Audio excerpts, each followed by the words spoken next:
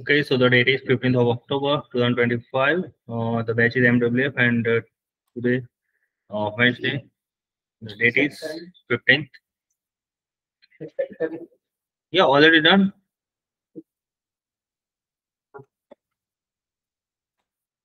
Okay, so now let's go with the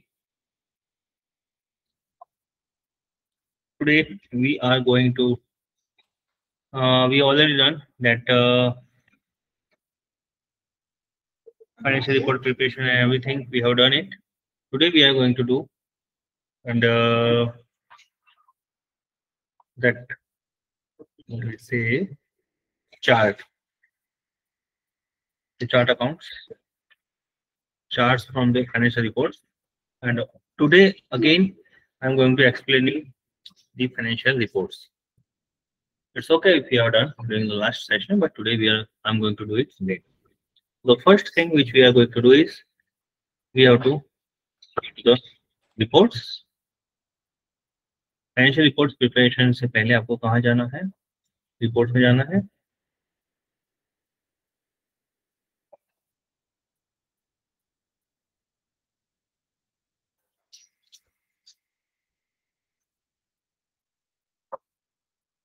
balance sheet. पहले आपको export करना है balance sheet.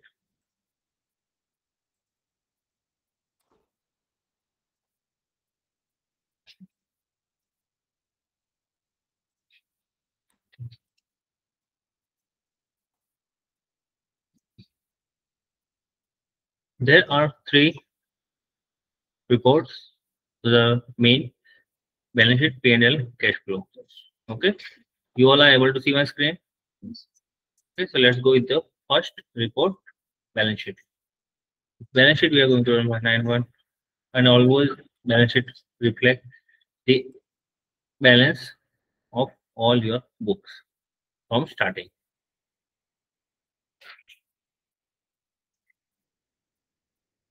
So you can run balance sheet by 91 to 930, and another one is previous period or previous year. So you can go with the previous period. Change if you want, then you can have it as. अगर आपको changes देखने हैं तो आप dollar में changes भी देख सकते हो, परसेंटेज में देखना है तो भी देख सकते हो. अगर आपको कंपेयर करना है प्रीवियस ईयर के साथ, आप प्रीवियस ईयर के साथ कंपेयर भी कर सकते हो. और अगर आपको परसेंटेज ऑफ रो या परसेंटेज ऑफ कॉलम चाहिए तो भी आपको मिल जाएगा. ओके, तो हम यहाँ पे सिर्फ करेंगे प्रीवियस पीरियड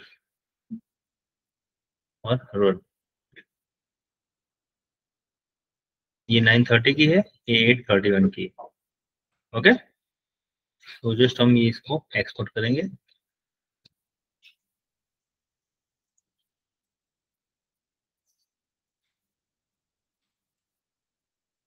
P&L एक्सपोर्ट कर लिया, हम बैलेंस शीट कर लिया. अब हम कर लेंगे P&L.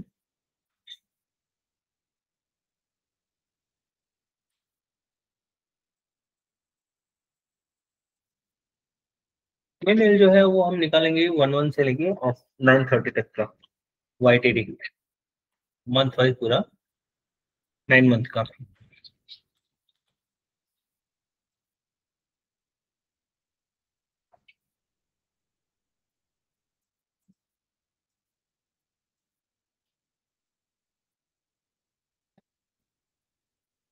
YTD वैसे भी आई जाने वाला है क्योंकि 91 to 930 निकालेंगे तो YTD हो गई. YTD मतलब year to date.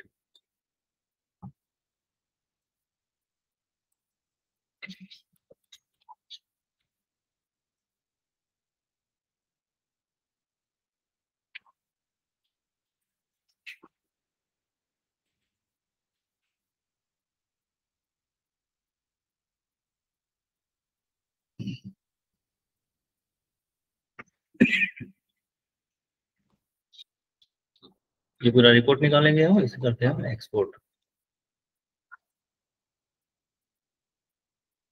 And third one cash flow statement. ये है आपके मेन रिपोर्ट्स. उसके अलावा सपोर्टिंग रिपोर्ट बहुत से आते हैं, जैसे account receivable ageing summary, accounts payable ageing summary, cash flow, credit का reconciliation, bank reconciliation, everything covered into that.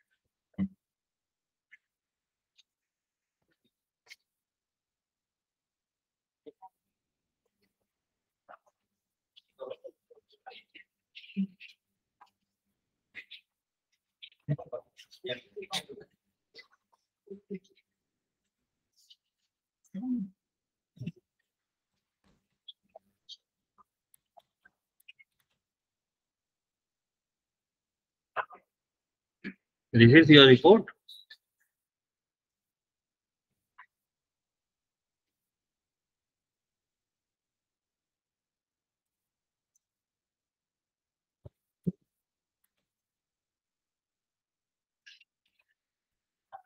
See, if you run this by month, means 9/1 to 9/30, so whatever the profit and loss balance of September, that will be here. और अगर आप 1/1 से run कर रहे हो तो YTD का जो भी होगा 9 up to 9/30 का वो यहाँ पे आएगा. Okay, so we are going to run with for the 9/30. Okay, that change. हम 9/1 to 9/30 का क्यों ले रहे हैं? क्योंकि हम फाइनेंशियल सिर्फ सितंबर मंथ का प्रिपेयर कर रहे हैं. That's why.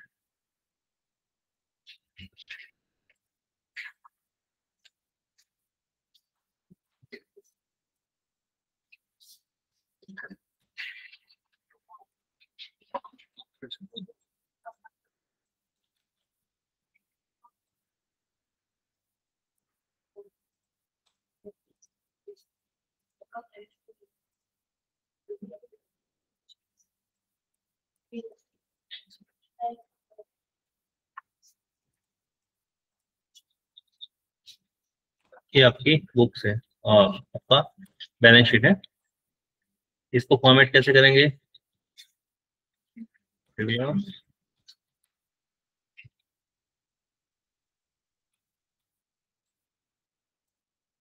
Format cell, border, view, grid line निकाल दो. टाइटल जो है font white, background blue. This is your financial. अब इसके अंदर क्या है कि फॉन्ट जो है आपके एरियल 8 है. You have to use always the proper font that is called Calibri.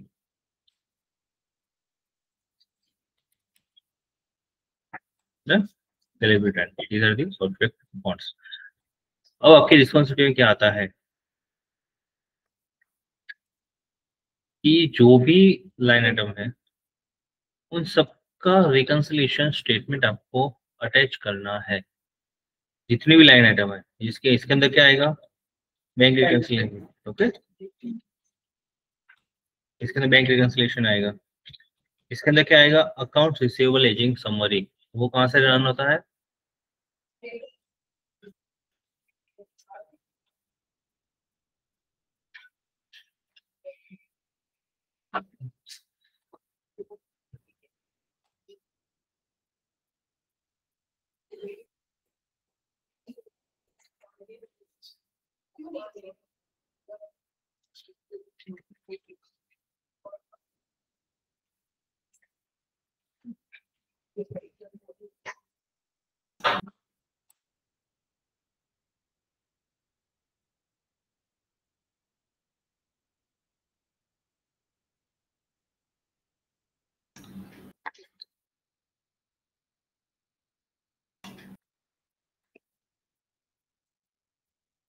Nine 30 का हम AR एजिंग समरी निकालेंगे.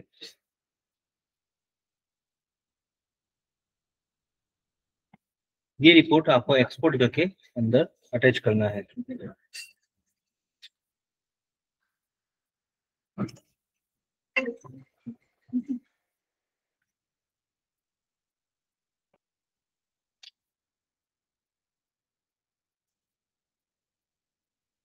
Move to.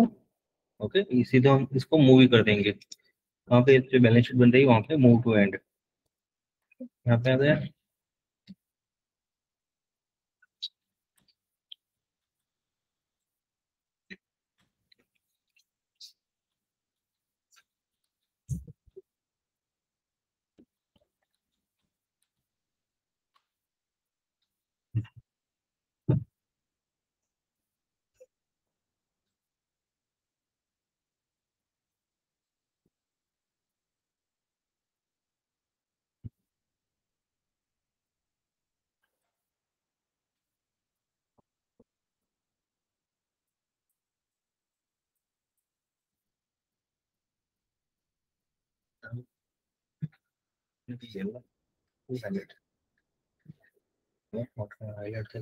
नाम बदल नाम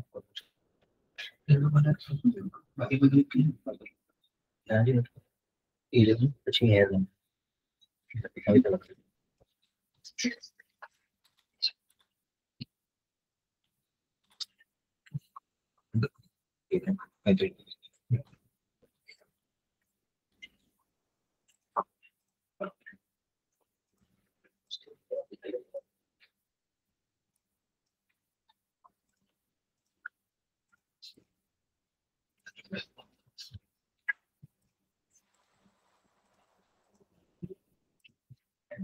ये सारे के सारे स्केड्यूल्स आपको बनाते आने चाहिए और सबकी फॉर्मेटिंग सेम टू सेम रहनी चाहिए। ऐसा नहीं कि कहीं पे कुछ जा रहा है कहीं पे कुछ जा रहा है। You should not do like that.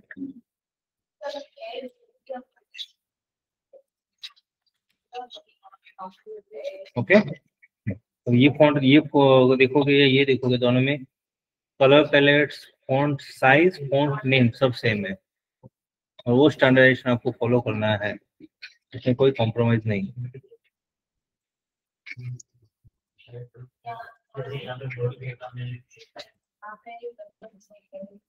Done.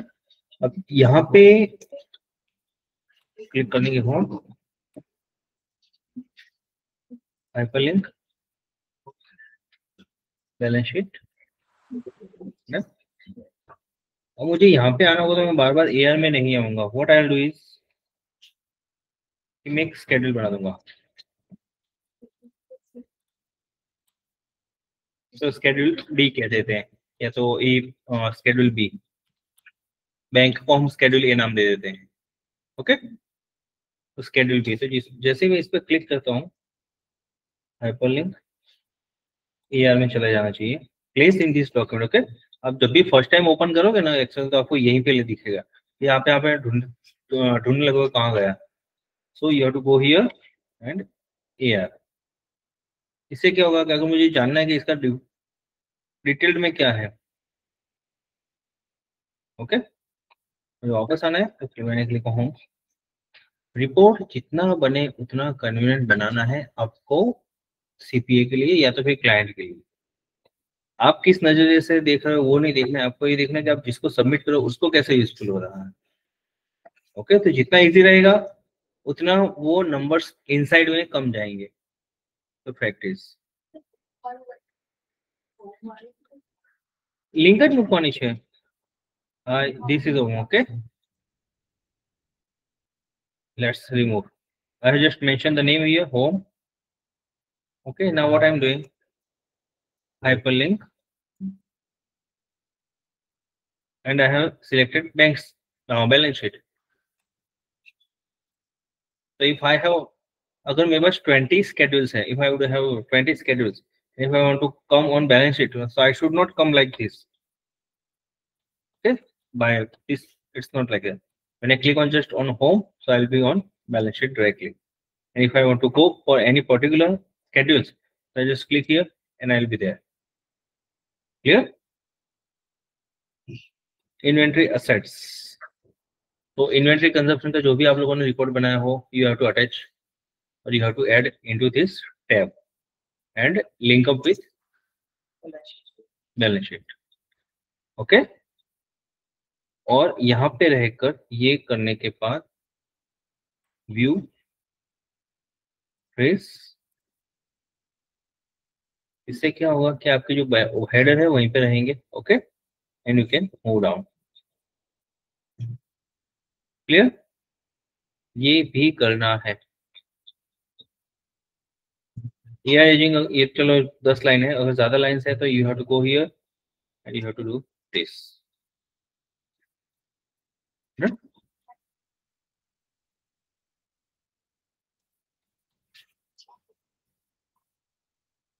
Prepaid schedule आप लोगों को ऑलरेडी बताया गया हुआ है कैसे बनता है प्रीपेड स्केड्यूल। ओके, तो वो आपको अटैच यहाँ पे कर देना है। स्केड्यूल लिख के जो भी रिस्पेक्टिव स्केड्यूल था वो आपको यहाँ पे अटैच करना है और यहाँ पे टैब में ऐड कर देना है। तो ये रहेगा आपका बैलेंस शीट का फॉर्मेट। ये मैंने सिर्फ एक स्केड्यूल अटैच किया है। Now we are going to add profit and loss into this. So this is your profit and loss account.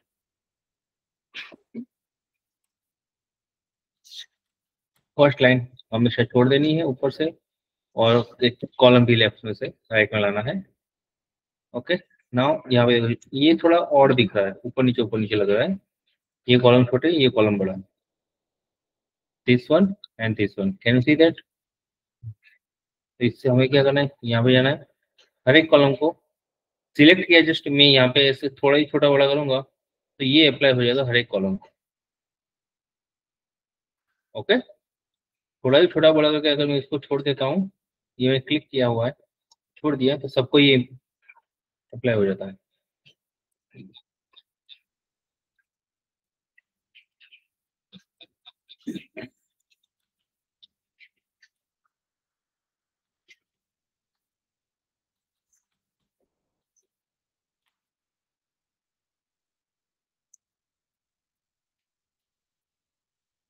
जितना नीट एंड क्लीन रिपोर्टिंग उतना अच्छा रहेगा आपको खुद को भी सारी चीज समझने के लिए और समझाने के लिए.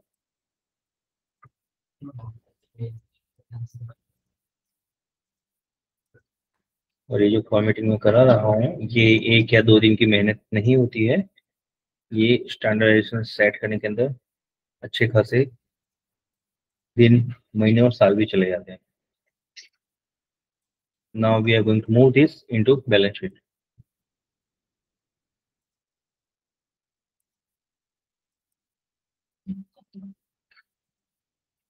ओके, वो टेब में से हम यहाँ पे आते हैं.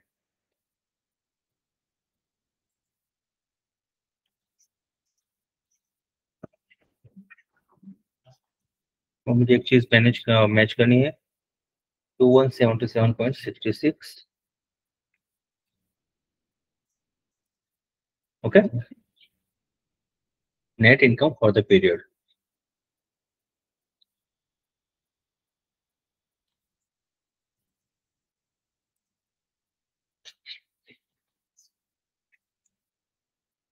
नाउ तीसरी चीज है कैश फ्लो स्टेटमेंट.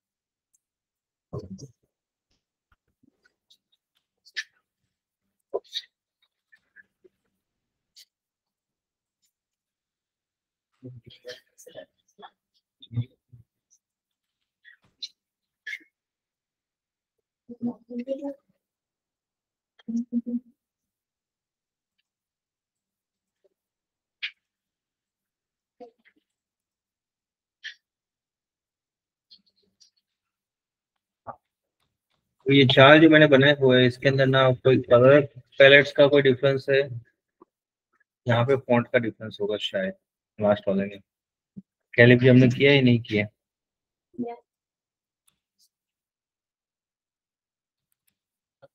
ओके, बाकी और कोई कहीं पे और कुछ डिफरेंस नहीं होगा. So this is called standardization for everything. पहला कॉलम ब्लैंक है, ठीक है.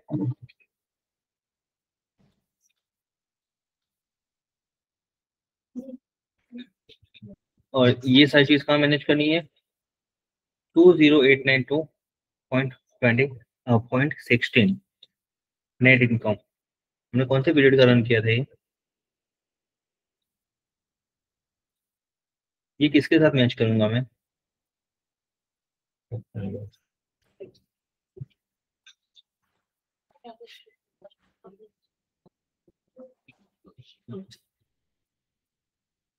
तो ऐसा हुआ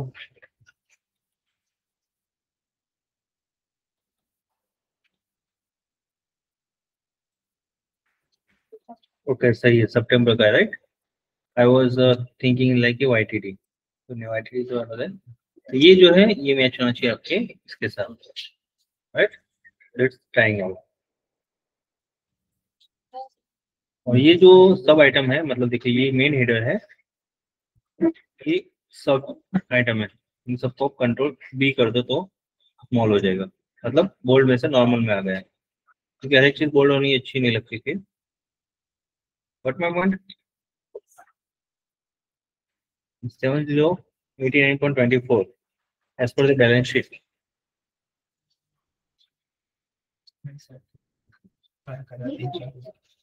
सारी कलर से आप कलर येलो नहीं दिखाएगा, फुल नो येलो कलर से ये येलो कलर से कितना लाइट आ रहा है पड़ो या लाइट एकदम नहीं दिखा। एनी पासवर्ड को बोले पूरा शेयर फोन करे हुआ है मैंने पर येलो कलर दिखाया।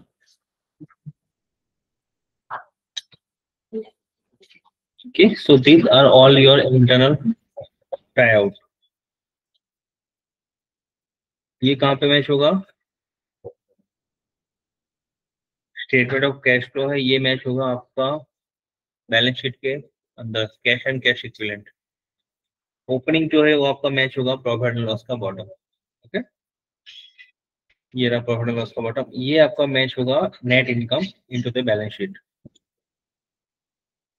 राइट। नेट इनकम ये क्यों आती है? क्योंकि ये एक्यूमुलेटेड अमाउंट आती है।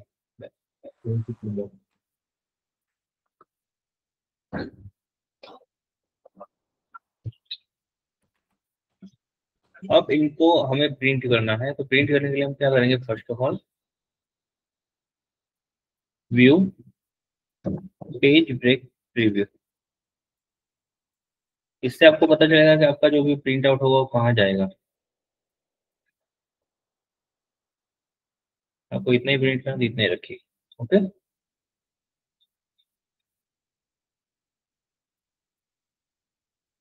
बाकी की चीज भले रहेगी बट प्रिंट में नहीं आएगी। अब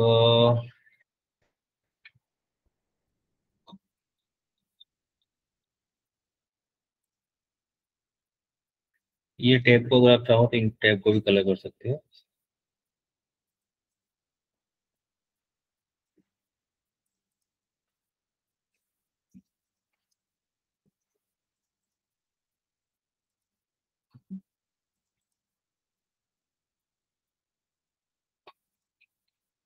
ये आपका फर्स्ट पेज हो। अब इसके अंदर आपको ये भी देखना है कहीं पे हैशटैग तो नहीं हो जाए। हैशटैग मतलब यहाँ पे अगर अमाउंट कॉलम छोटा होगा तो हैशटैग हो जाता है, तो ऐसा नहीं होना चाहिए। सी चीज पर ओके, जो छोटा होगा ना वैसा नहीं होना चाहिए, तो इसके लिए आपको क्या करना है? कॉलम को थोड़ा बड़ा कर देना है, कहीं भी हैशटैग नहीं रहना चाहिए, और सब सिलेक्ट करके एक साथ करना है। तो ही क्या होगा कि प्रॉपरली सब कॉलम साथ में रहेंगे। यहाँ पे कंट्रोल पी, मार्जिन नैरो ले लो, मतलब सब जगह से आ जाएगा। पेज कितने हो रहे? 2 पेज हो रहे हैं, फिट टू 2 पेज, परफेक्ट। और पेज की जो साइज हो आप ले लो A4। पेज स्टैंडर्ड यूज करने हैं, A4 ही यूज करना है। ओके, मतलब ये इसका हो गया। इसको आप A4 में ले लो प्रॉपरली। पहला आप इसको कर दो A4, मार्जिन ले लो नैरो। ठीक है, अब ये यहाँ पे क्या हो रहा है? इतना पेज खाली जा रहा है। The better option is you go with the page setup, landscape में ले लो और फिट टू 1 पेज कर दो। गुड।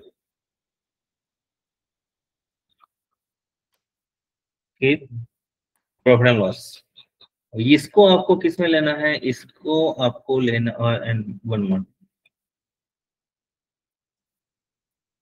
इतना ही लो। इसको होम लिखा हुआ लेने की जरूरत नहीं है। Okay,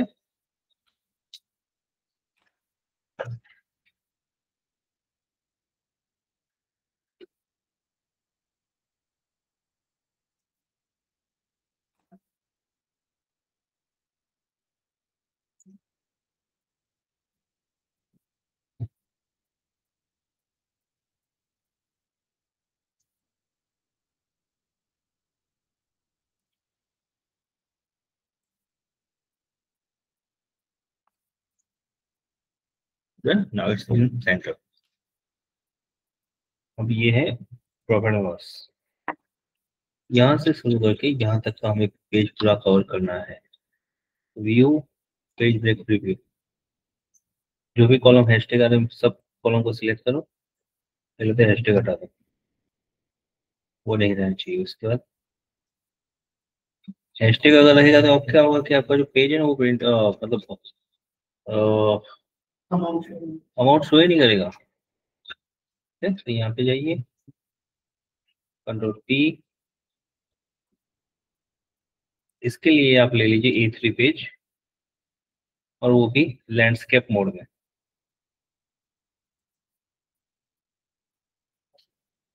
fit to one page इसकी जगह कर दीजिए एडजस्ट 100%।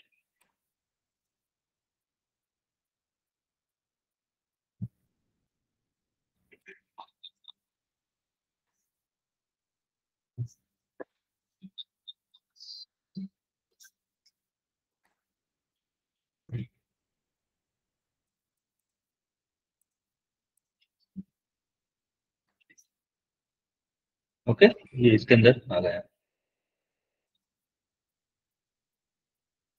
थर्ड है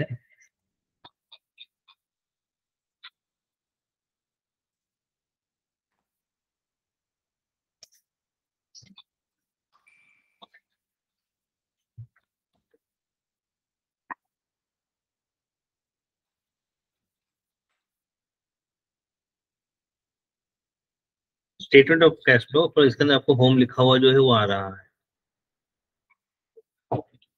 ठीक है,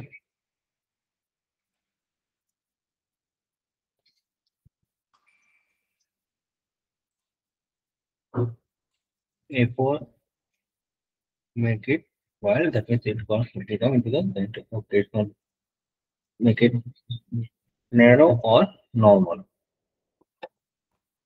So here we have, so all clear. Now control P, instead of active sheet we are going to select print entire worksheet। 7 pages है, एक पेज, दो पेज, तीन पेज, चार, पाँच, छ एंड 7। ओके, इसके अंदर बहुत से स्केड्यूल्स आएंगे जो हमने अभी ऐड नहीं किए हैं, जो ऐड करने चाहिए थे।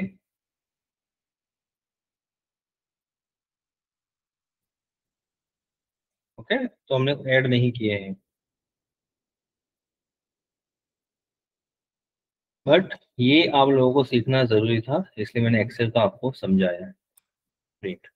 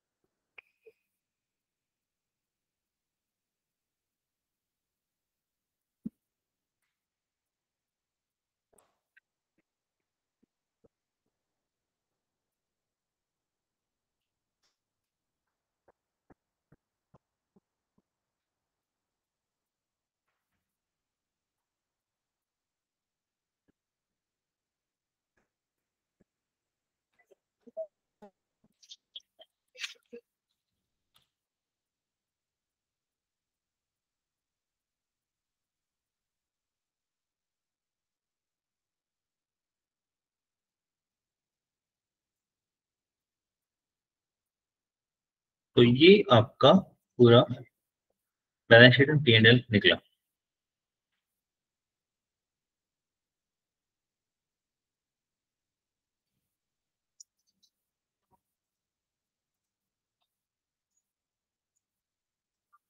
ये आपकी बैलेंस शीट आ चुकी, ये आपका एआर समरी आ गया, ये आपका P&L आ गया।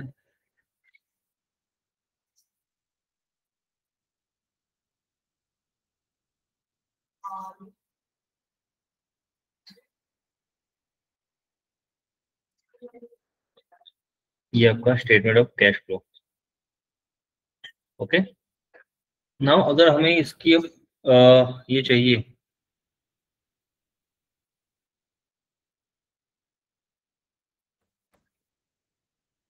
एनालिसिस रिपोर्ट, अगर आपको इसका बनाना है तो आप कैसे बनाओगे? एनालिसिस रिपोर्ट अगर आपको बनाना है इसका तो कैसे बनाओगे? मैन्युअली करने बैठोगे? बरोबर, पर यानी उससे पहले रिपोर्ट तो बनाना पड़ेगा ना, फाइनेंशियल रिपोर्ट बनाना पड़ेगा, और उसके पहले आपको ट्रांजैक्शन बुक्स में पोस्ट करने पड़ेंगे, वो होगा उसके बाद होगा, ठीक है।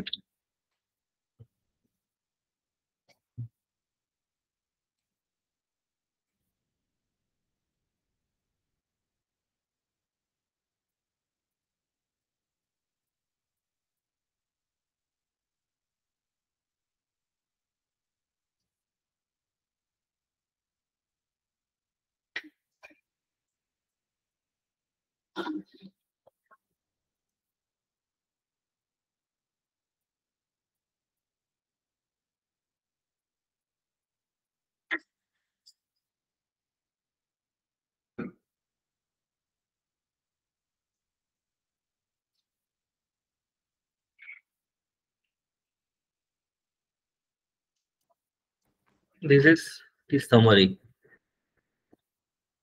ये आपकी summary, the financial statement showing significant growth in total asset liability due to new capital inflows and fixed asset acquisition। तो कंप्लीट ऑर्डर कम तो लेना, due to high operating and setup related expense, so assets, what are the changes? Okay, major increase due to growth in AR, account receivable, inventory, total assets, then what is the status of liability, how is it increased or decreased, equity, financial position overview, debt to equity ratio 0.59, profit and loss analysis, what is your, so if someone who is not interested to go with numbers in the P&L, वो क्या करेंगे, सिर्फ आपको financial report पढ़ेंगे, that's it, on base of that they can take the decision. तो but अब ये सारी चीजें अगर मैन्युअली आप करने जाओगे तो इट्स नॉट पॉसिबल, और it may take at least 1 or 2 days। Okay, जबकि ये आपको लेस देन 1 मिनट्स में हो जाता है। रिकमेंडेशन, यहाँ पे रिकमेंडेशन भी है, उसके बाद है schedules recommended for attachment, fix asset का स्केड्यूल देना है, अकाउंट रिसीवेबल का एजिंग का देना है, इन्वेंटरी स्केड्यूल देना है, prepaid accrual expense, loan schedule देना है, ओनर्स इक्विटी रिकंसिलिएशन देना है, डिफर्ड रेवेन्यू डिटेल देना है, टैक्स लायबिलिटी शेड्यूल, ये सारे के सारे शेड्यूल्स देने हैं। Okay, now if you don't know कि कौन सा शेड्यूल को कौन सा नाम दूं, okay, so please suggest me the name for each schedule.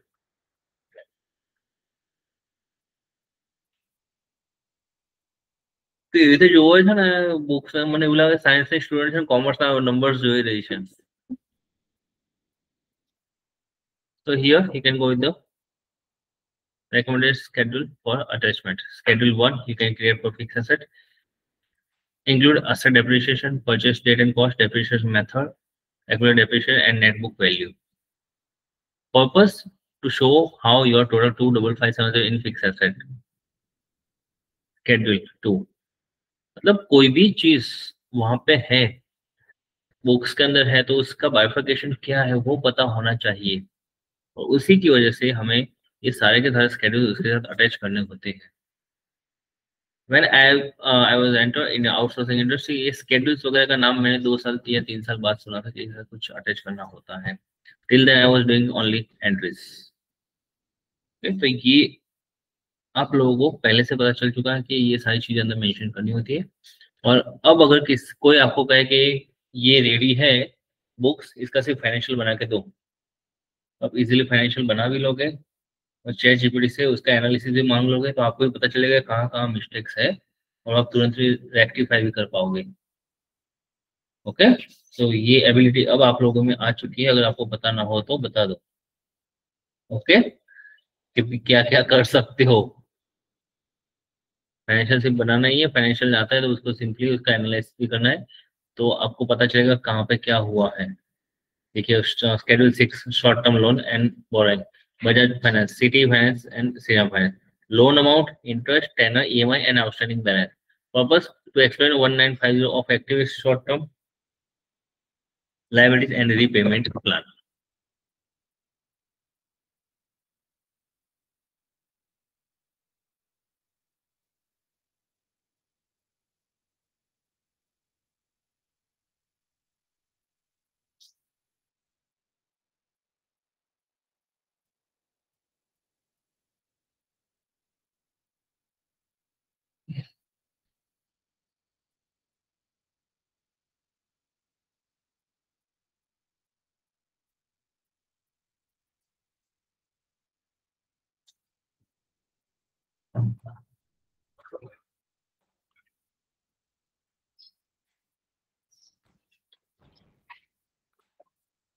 Clear. अब जनरली क्या होता है कि कुछ कुछ हम चार्ट्स भी क्रिएट करते हैं।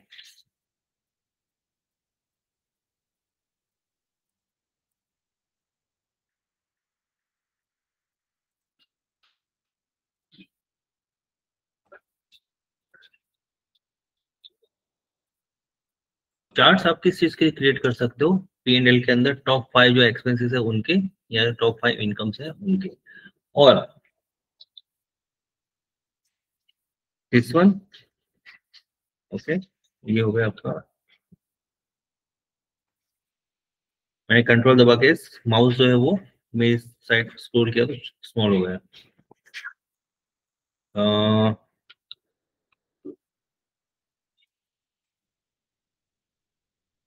टोटल इनकम,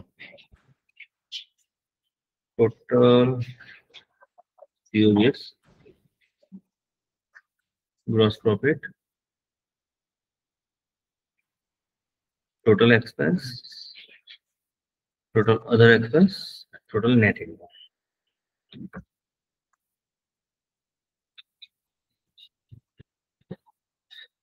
कॉलम छोटा हो या बड़ा हो, फॉन्ट छोटा है बड़ा हो, आपको सारी चीजें पता होनी चाहिए कौन सी चीज कहाँ है। Now if I want to create a chart तो मैं ऐसे करूंगा। मैंने मंथ ले लिए, टोटल सीओजीएस ले लिया, ग्रॉस प्रॉफिट ले लिया, टोटल एक्सपेंस ले लिया, टोटल अदर एक्सपेंस ले लिया, और नेट इनकम ले लिया। अब अगर मुझे चार्ट बनाना है, so I will go here, insert chart. और ये चार्ट कौन सा बनेगा?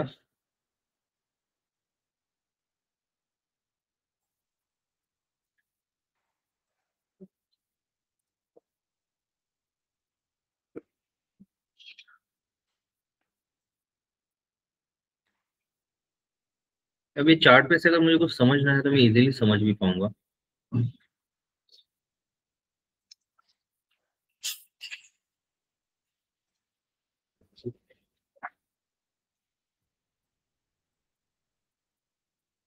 कि मेरी टोटल इनकम इतनी हो रही है सितंबर मंथ में, और अगस्त में इतनी ही है।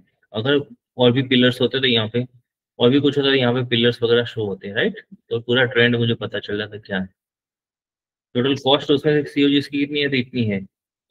Okay, maroon, this one, and then gross profit this one. Expense आपके ज्यादा है, और टोटल अदर एक्सपेंस है वो भी छोटे हैं, और इस वजह से नेट इनकम जो है आपकी नेगेटिव में जा रही थी। Okay, so on a base of this, I can easily identify everything. तो इस हिसाब से आप चार्ट भी बना सकते हो। ये हमने पूरा का पूरा सारी चीजें ले ली, उसकी जगह आप क्या कर सकते हो, सिंपली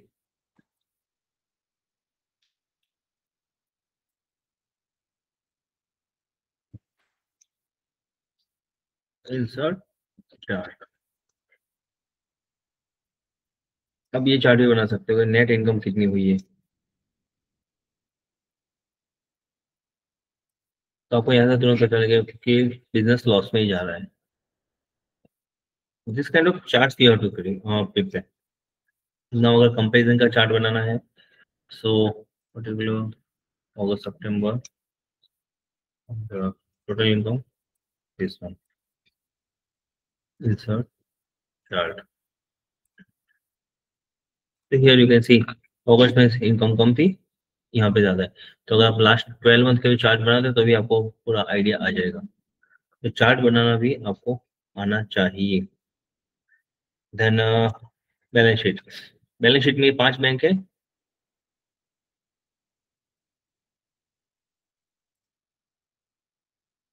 किस बैंक में कितना पैसा पड़ा हुआ है यहाँ से आपको तुरंत पता चल जाएगा।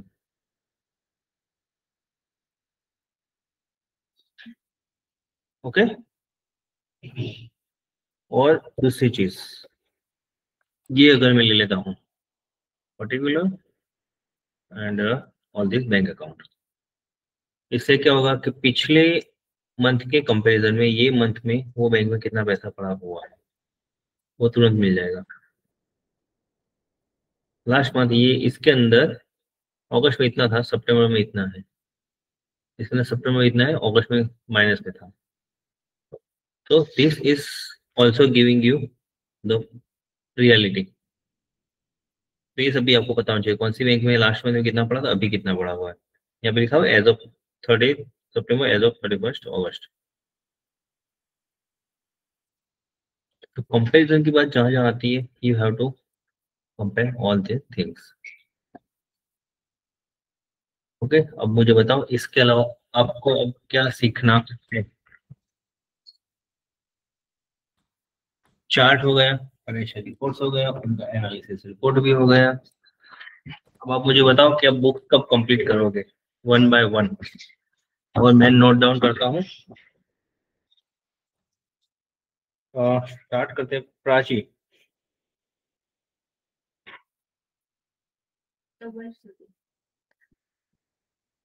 ऑक्टोबर પછી ऑक्टोबर ने जो अर्धो महीनो बाकी है।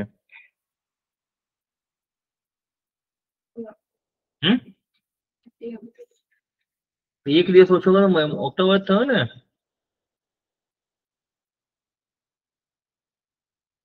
भाई फर्स्ट थी 1 से लेके 15 नवंबर तक आप लोग को एग्जाम देनी है।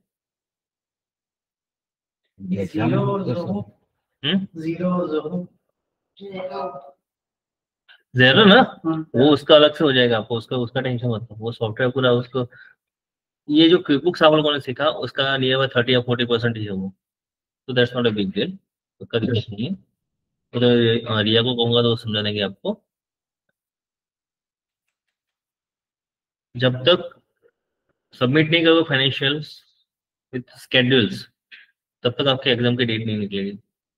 और वो है 1 से 15 के बीच की।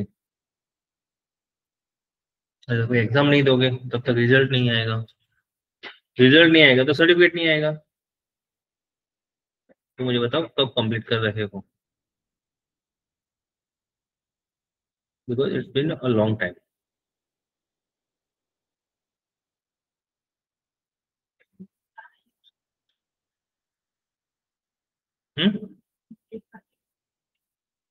જેટલું વહેલું થાય એટલું વહેલું પૂરું કરજો, બરાબર છે।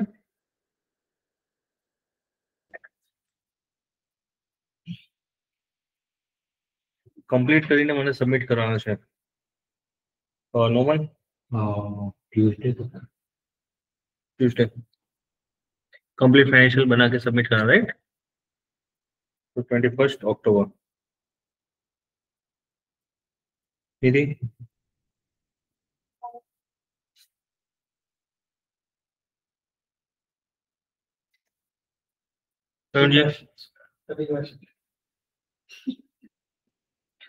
और फिर मेरे पास देखने का अगर टाइम नहीं होगा तो एग्जाम 15 दिन डिले चली जाएगी, बिकॉज आप अब सबमिट कर।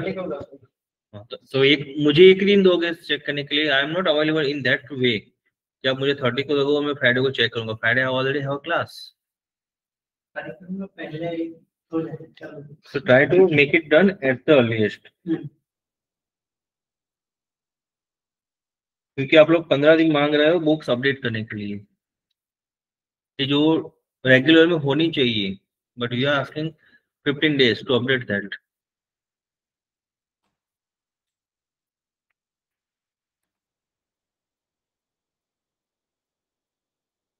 Okay, Komal, when can I expect your books and your finalization financial reports?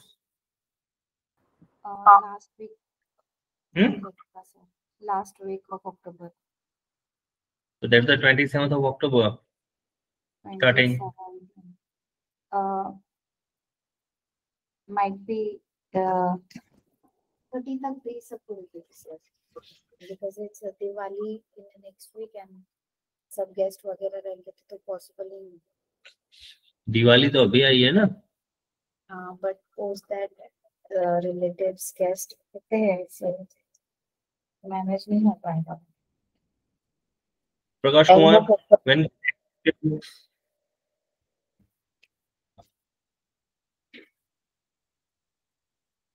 Mr. Prakash Kumar.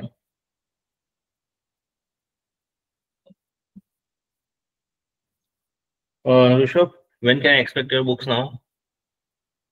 Sir, 25th October.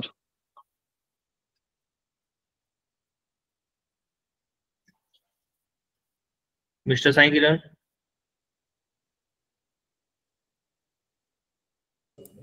Sir, next week, sir. Next week I'll complete the pending works. Mentioning 27th October. Hello? Yeah, I'm going to mention 27th of October, okay? Yash? Yes, sir. 31st October. आप 31st दे रहे हो, ठीक है. सो मुझे भी check करने के लिए मुझे भी टाइम चाहिए रहेगा, और जब तक मैं चेक नहीं कर पाऊंगा तब तक आप लोगों का एग्जाम का लिंक नहीं आएगा.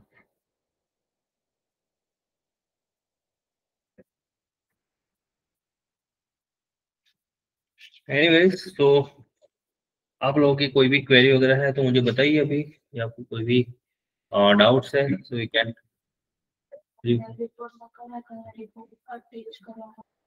बच्चे सब स्केड्यूल अटैच करने हैं. बैंक रिकंसिलेशन है, हर एक लाइन आइटम का हर एक डॉक्यूमेंट अटैच करना है. बैंक रिकंसिलेशन कर रहे हैं तो बैंक रिकंसिलेशन स्टेटमेंट अंदर से मिल जाता है, वो अटैच करना है. प्रॉफिट एंड लॉस नहीं, प्रॉफिट एंड लॉस का जरूरत, प्रॉफिट एंड लॉस का नहीं आएगा ना. स्केड्यूल सिर्फ बैलेंस शीट के ही आते हैं. ओके, स्केड्यूल सिर्फ बैलेंस शीट के ही आपको अटैच करने हैं. और एक बैंक रिकंसिलेशन भी करना है, एआर का भी करना है, एपी का भी करना है, क्रेडिट कार्ड का भी करना है. लोन वगैरह है तो अगर स्केड्यूल आपके पास तो चलो डॉक्यूमेंट नहीं होंगे तो उनका स्टेटमेंट आपको क्विकबुक्स में से एक्सपोर्ट करके एक्सेल में आ जाएगा, तो वो एक्सेल वहां पे अटैच करनी है. Credit card reconciliation statement, credit card reconciliation statement, and make sure link and everything in working condition internally. जो अभी मैंने लिंक वगैरह बताई थी वो सब मैच होनी चाहिए, आपका पीएनएल भी मैच होना चाहिए. और अगर किसी ने अनडिपॉजिटेड फंड यूज किया हुआ है, so bottom line of cash flow is equal to cash and cash equivalent plus undeposited fund, वो ध्यान रखना. Okay, anything else guys?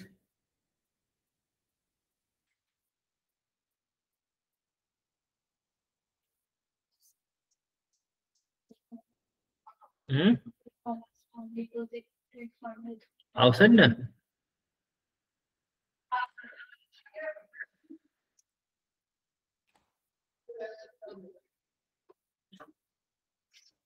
जितने भी लेक्चर्स हुए हैं उन सबको गो थ्रू करना. हमने स्टार्टिंग किया था यहाँ से. ओके, क्लियर हुआ कि स्टार्टिंग हमने किया था यहाँ से, और आज हमें यहाँ पे the entire journey starting from invoice, payment link ये नया ऑप्शन आया हुआ है पेमेंट कलेक्ट करने के लिए. Receive payment, statement, estimate, sales order, credit memo, ये सारी चीजें हम. अगर आपको क्विकबुक्स के अंदर कोई भी मॉड्यूल के अंदर प्रॉब्लम है तो यू कैन आस्क मी. अगर किसी को भी कहीं पे भी कुछ भी प्रॉब्लम आता है तो आप एक काम करना, ग्रुप में ही मैसेज ड्रॉप करना, ये क्या हुआ कि मैं वहां पे आंसर दूंगा, सो किसी को भी अगर सेम क्वेश्चन हो सो रिजल्व हो जाएगा। सेम क्रेडिट कार्ड पर सेम है, रिकंसिलिएशन करवाना है। सी ट्रांजैक्शन में गया, you know one thing, you can reconcile each and every line item of balance sheet, not only bank statement. You can reconcile your loan account also. From here you can select any bank. See, from here you can see anything. Got it? And what is the purpose of this? What is the purpose of giving here all the names? Because see what will here you have mentioned for the prepaid expense. Let's say you are reconciling, okay? Beginning balance 0 and ending balance as per your schedule. You can mention this. Then what will happen? Once you reconcile an account, and after that, if you change any entry, so you can easily identify the discrepancy. Easily identify if any entry change that comes into discrepancy report. आपने ये पूरा reconcile कर दिया prepaid account, इतनी entry थी, ये entry वगैरह डाल दी। अब कभी गलती से क्या हुआ कि कोई एंट्री आपने ओपन की, उसको कॉपी करने की जगह उसी एंट्री के अंदर आपने एडिट करके न्यू डेट में सेव कर दी, तो आपका रिकंसिलिएशन जो है वो डिस्क्रिपेंसी में दिखाएगा। जस्ट लाइक बैंक का रिकंसिलिएशन करने के बाद आप जब भी कोई भी एंट्री को डिलीट करते हो तो डिस्क्रिपेंसी में दिख जाता है। The same way this will work. और बैलेंस शीट का मतलब ही यही होता है कि हर एक शीट का बैलेंस मैच होना चाहिए। Got it no? हर एक लाइन आइटम जो है उसकी एक शीट होती है, उसका बैलेंस जो है वो मैच होना चाहिए। That is why it's called balance sheet. Done Noman? Clear हो जाएगा सब?